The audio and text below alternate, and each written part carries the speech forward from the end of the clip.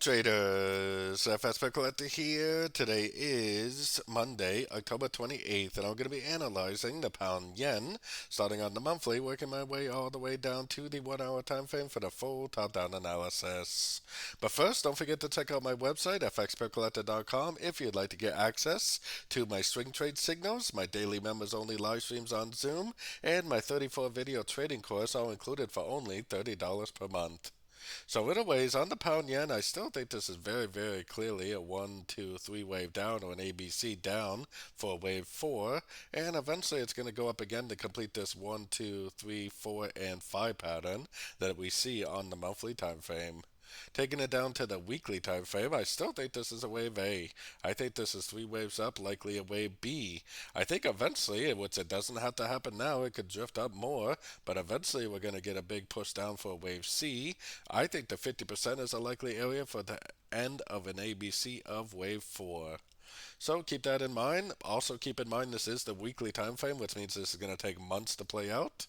Going down to the daily time frame is where you can see even clearer that this is an A. I think this is an A or B. I think this is the 3 waves down right here for the B or B. And I think this is all one big old uptrend for the wave C or B.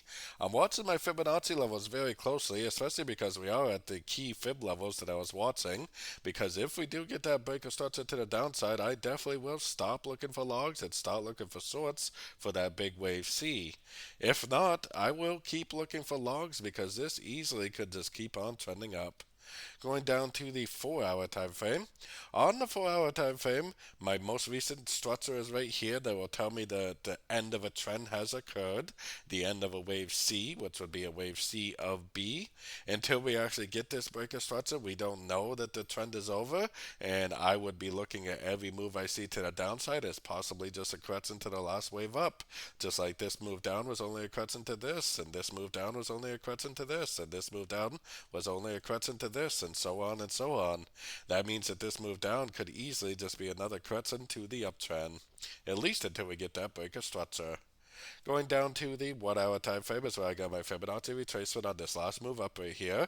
I'm watching my Fibonacci retracement levels very, very closely because until we get this breaker structure, I'm still looking for longs. If we get some sort of a 3 way pattern down to one of these fibs with a nice engulfing move to the upside, I definitely would take it as another long.